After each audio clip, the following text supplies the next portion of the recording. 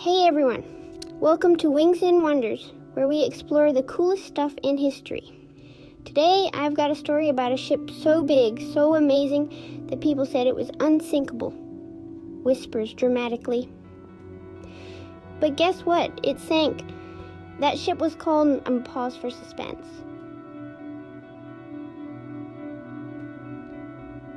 The Titanic. But what happened? Was it a sea monster? Did pirates attack it? Stick around to find out the truth because we're going on a journey back in time to 1912. Let's go!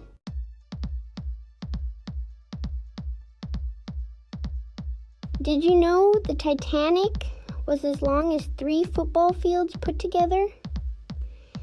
This massive ship stretched over 882 feet in length. Built in Ireland at the Harland and Wolff shipyard in Belfast, construction began in 1909 and took 3 years to complete. Engineers meticulously planned every detail, working tirelessly to ensure the Titanic was the epitome of modern engineering and luxury. They used 3 million rivets to hold the ship together. The riveting process was labor-intensive and required great skill. Moving the 52,000-ton Titanic into the water was no small feat. The launch drew large crowds eager to witness the spectacle. They used a slipway, a specially constructed ramp to slide the ship into the water. The Titanic was touted as unsinkable due to its advanced safety features. Stay tuned as we delve deeper into its story.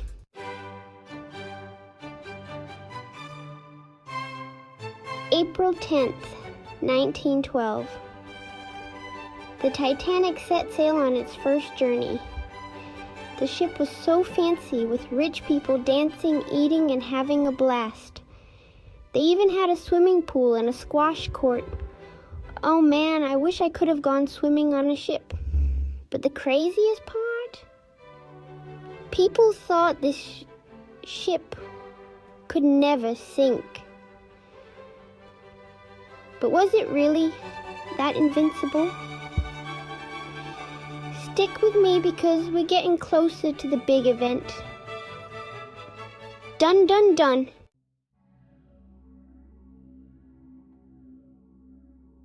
It's nighttime and everything seems fine. But wait, the crew gets a warning. There are icebergs in the water. Now these icebergs are like giant floating mountains of ice. But the Titanic was going full speed ahead. Was this a good idea? Maybe not. The captain thought they could just go around any icebergs. But could they really see them in the dark? We're getting closer to the big moment, guys. Hold on tight.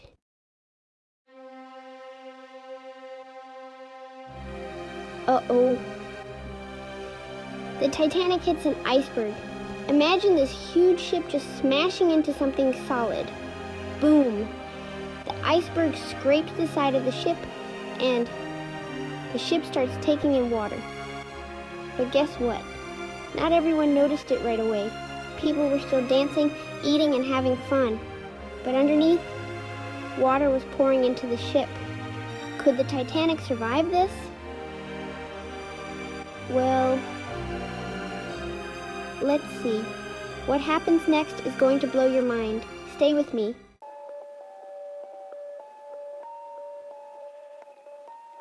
The Titanic had lifeboats, but here's the problem. They were woefully inadequate for the number of passengers on board. The ship, which was touted as unsinkable, was equipped with only 20 lifeboats. This might sound like a lot, but it was far from enough. Not enough for everyone. Can you believe that? The Titanic could carry over 2,200 people, including passengers and crew, but the lifeboats could only accommodate about 1,178. This meant that in the event of an emergency, nearly half of the people on board would be left without a lifeboat. They only had lifeboats for about half of the people on board. This was a catastrophic oversight, especially considering the ship's size and the number of people it carried. The regulations at the time were outdated and didn't account for the massive size of the Titanic. So when people realized the ship was sinking, it was a rush to get to the lifeboats. Panic and chaos ensued as passengers and crew scrambled to find a place in the limited lifeboats. The crew tried to maintain order, but the sheer number of people and the limited lifeboat capacity made it an impossible task. But here's the crazy part. At first, some lifeboats left half empty. In the confusion and panic, many lifeboats were launched without being filled to capacity. This was partly due to the crew's inexperience with the lifeboat procedures and the urgency of the situation. What? If I were there, I would have been like, scooch over. Let's save more people. It's heartbreaking to think that more lives could have been saved if the lifeboats had been filled to their maximum capacity. The lack of proper training and the overwhelming panic led to these tragic mistakes. But there's more. And it's not looking good for the Titanic. As the ship continued to sink, the situation grew more dire. The lifeboats that were launched faced their own challenges, including the freezing cold water and the fear of being pulled down by the sinking ship. Let's find out what happens next. The story of the Titanic is a tragic reminder of the importance of safety regulations and preparedness. Stay tuned as we delve deeper into the events that unfolded on that fateful night and the lessons learned from this maritime disaster.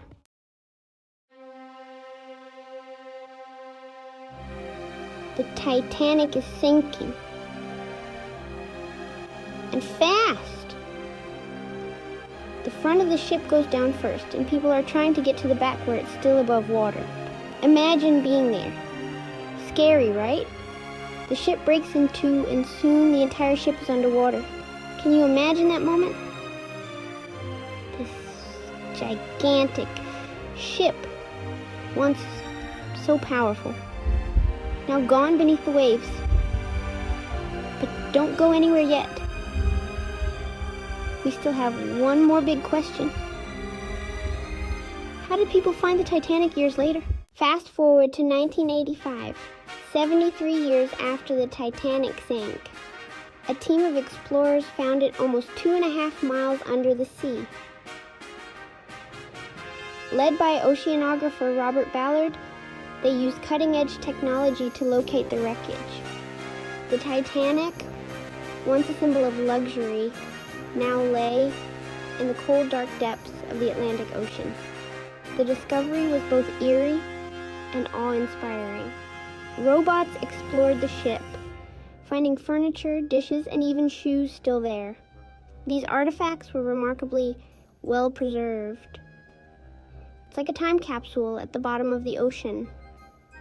Each artifact tells a story of the people who once walked the Titanic's decks. The Titanic's legacy continues to captivate people around the world, inspiring countless books, movies, and documentaries.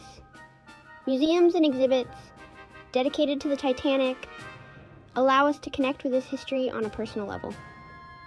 Thank you for watching, and remember, history is full of surprises. Stay curious, stay awesome, and I'll see you next time on Wings&Wonders. Bye!